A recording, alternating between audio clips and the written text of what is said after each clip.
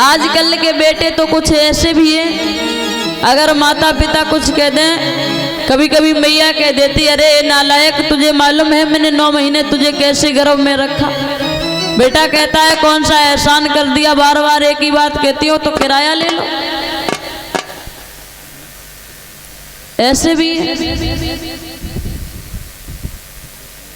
लेकिन माँ बाप के ऋण से कभी उऋण नहीं हो सकते हैं बालक, चाहे कुछ भी कर लेना, पर माँ बाप के ऋण से उऋण नहीं हो पाते। कहने के लिए तो कुछ भी कह देते हैं। एक दृष्टांत आपको मैं बता दूं। एक बार क्या हुआ, एक छोटा सा परिवार था,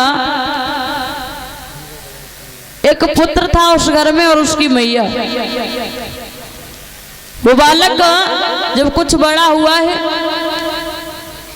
मैया समझाती है, माँ की एक भी बात को नहीं मानता है, तो मैया एक बात कह देती है, तुझे नहीं मालूम है बेटा, मैंने तुझे कैसे पाल पोष करके बड़ा किया।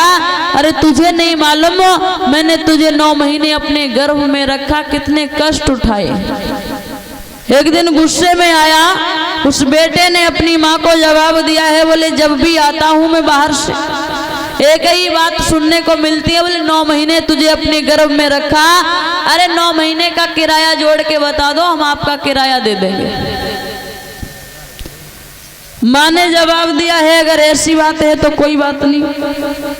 माँ को बड़ा बुरा लगा, लेकिन उसी दिन मैया ने एक बात कही, लाला तू मुझे किराया देने के लिए तैयार है, किराया देना चाहता है, मेरे ऋण से उऋण होना चाहता है, तो मेरी एक बात सुन ले। क्या? बोले आज शाम को तू मेरे साथ में लेट जाना। बेटे ने कहा ठीक है। शाम हुई, बेटा घर आया, एक तरफ मैया लेटी थी, एक तरफ बेटा लेट गया। थोड़ी देर बाद जब वो सोने लगा, सर्दियों का समय रहे, और जैसे ही सोने लगा, कुछ नींद में था ही कि मैया ने आवाज लगाई, लाला क्या है? बोले मुझे बहुत तेज प्यास लगी है, थोड़ा पानी दे दे। आज वो बेटा बड़ी श्रद्धा से उठा है, क्योंकि माँ के ऋण को अदा करने के विचार में आज वहां लेटा था। ठीक है, उठा, एक लोटे में जल लेकर के आया, माँ को पकड़ा दिया। माँ ने थोड़ा सा जल ग्रहण किया है, थोड़ा सा जल पिया है, बाकी सब जल उसी के बिस्तर पे फैला दिया। और जैसे ही बेटे ने देखा, क्रोध में कहने लगा, मैया ये आपने अच्छा नहीं किया, भला सर्दियों का समय है और मैं लेटूंगा कहाँ? मैया ने कहा, लाला कोई बात नहीं, यहीं लेट जा। जैसे तैसे बेचारा फिर लेट गया, क्योंकि ऋण जो उतारना था। फिर थोड़ी सी नींद में था, माँ ने फिर आवाज लगाई, बेटा क्या है? अब की बार बोला तो, पर जितना श्रद्धा से पहली बार बोला था उतनी श्रद्धा से नहीं। माँ ने जवाब दिया, लाला मुझे बहुत प्यास लगी, थोड़ा सा पानी दे दे। बेटे ने उठ करके पानी तो दिया, माँ ने पानी पिया और फिर पानी उसी के बिस्तर पे फैला दिया। बेटे ने जवाब दिया, मैया जानबूझ के क्यों पानी फैला रही हो?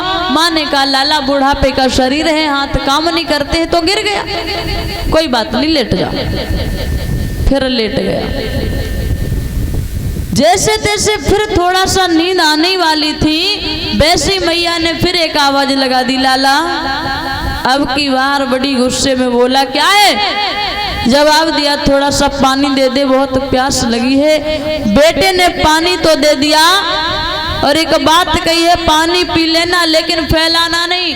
माँ ने पुनः फिर पानी उसी बिस्तर पे डाल दिया। बेटा खड़ा हो गया और कहने लगा, मैं आपके यहाँ नहीं लेटूंगा, भला आपने तो हमारा सोना हराम कर दिया आज। उसी समय माँ खड़ी हुई और बेटे के गाल पे 2 चांटे दिए। मूर्ख, तू हमारे ऋण को उतारने के लिए आया है। अरे तुझे नहीं मालूम है, तू एक दिन में परेशान हो गया। कह रहा कि मुझे सोने नहीं दे रही हो। जरा विचार कर, जब तू छोटा था मैंने तो शुद्ध जल ही फैलाया है।